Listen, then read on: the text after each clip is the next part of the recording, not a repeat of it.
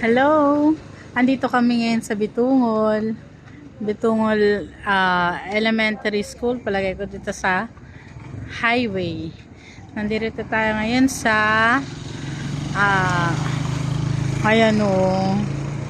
Napakaganda, 'di ba? Nakakamiss lang. Kasi madalas kami dati ni teacher. Yan na si teacher. Ang photographer. Madalas kami dito noon dumadaan kapag nagtitinda kami galing santuario. Tapos ito inaabangan namin tuwing Burr months kasi nagpapagasin ng radio. Ayan. Ito maganda. Kahit pa paano merong Christmas vibes. Spirit of Christmas na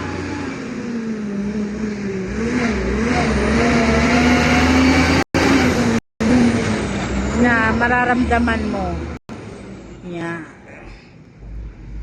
Nakakamiss lang kasi alam mo yun, patagal na patagal yung panahon, parang pabago ng pabago.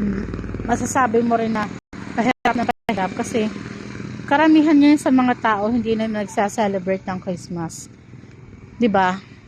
Kasi alam mo yun, dahil gipit or may mga ibang personal problems na nakakapatay ng spirit of joy sa puso ng bawat isa, sa puso ni man. Tapos yung pure happiness, yung pagiging excited mo pag darating na yung Burr months o magpapasko na, nawawala na katagalan. Siguro dahil sa dumadami at lumalaki ang mga responsibilidad ng bawat isa. Kaya ganun. Huwag kang tumawid! So, ito, nandito kami ngayon sa highway na nakalagay, I love Bitungol.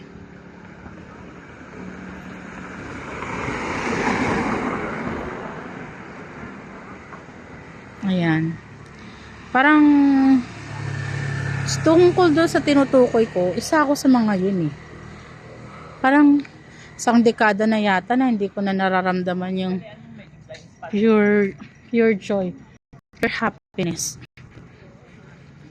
I don't know why, pero parang bigla na lang namatay. Siguro ganun talaga kapag tumatanda ka na, nagkakaroon ka na ng mga bagay-bagay na hindi mo na basta-basta na-appreciate. Dati talaga nakita lang ko ng mga iba't ibang designs, Christmas decors, Christmas lights. Napakasaya ko na. Napakagaan sa pakiramdam. Pero ngayon, nandito na sa harapan ko, nakikita na ng aking mga mata. Hindi ko na nararamdaman yung saya. So, pinipilit ko naman yun na maramdaman pa din. Kaya lang wala na. Hindi ko na maramdaman. Everyday nga. Christmas songs ang pinapatugtog ko. Instrumental man yan o mga traditional Christmas songs. Para lang maibalik ko yung yung dating saya. Yung saya na gusto kong maramdaman. Yung pure happiness. Alam mo yung ang hirap i-explain. Pero yun talaga eh. Siguro maintindihan ako ng mga taong kagaya ko na may same case. Pero alam mo yun, tuloy pa rin kahit na parang hindi na ganun kasaya. 'Di ba? Tuloy pa din.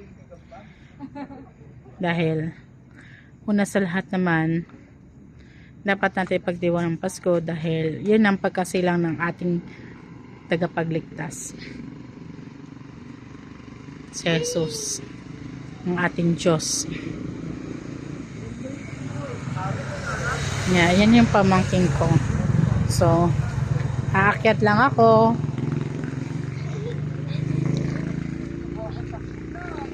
Oh, parang nahihilo na, naduduling na ako sa mga ilaw na paiba-iba. Pero ito, sige, akyat tayo. Okay? Yeah.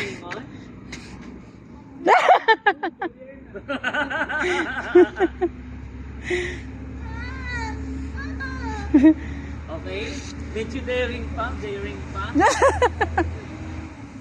Daring daw.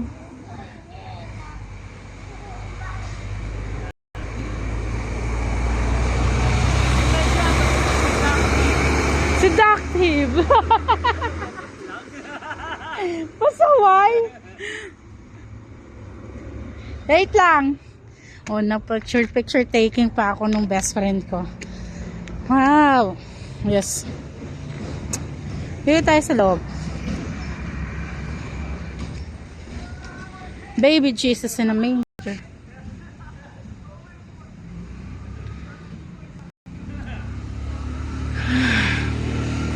Ang ganda.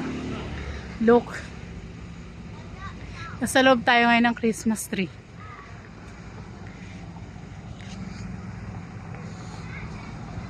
May konting ilaw dito sa loob. Pero maganda rin siguro no kung itong buong sa likod na to, I mean sa loob, yung mga Christmas lights din. Ang ganda. Yan.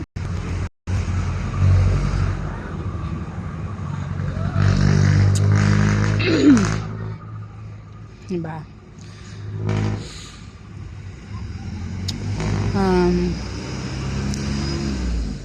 Hindi ko na alam yung sasabihin ko. Pero yun, sana dumating yung mga panahon, bumalik yung panahon na lahat tayo makakaramdam ng pure happiness, yung nagmumula sa puso, yung kahit tapatan ng ilang libo o ilang milyong pera, hindi matatawaran at hindi may pagpapalit yung sayang nararamdaman na yun. Siguro yun yung inner child happiness mo nung nararamdaman mo nung bata ka pa. Sana nararamdaman din yun ng pamangkin ko, yung sayang hindi matatawaran. So ito na naman, Astang Vlogger. Siyempre, ano lang, try lang. Hindi ko naman meant na maging sikat. Ginagawa ko lang tong video na to para maging isang memories na yung i-upload ko sa YouTube ko. Then, alam mo na, pag nasira ang cellphone, wag naman sana, or napuno yung memory, kurap po memory, wag naman din sana, mapapanood ko pa rin sa YouTube, mababalik-balikan ko, diba? Tapos parang ang saya lang din isipin na pag kulubot na tayo, matanda na tayo, tapos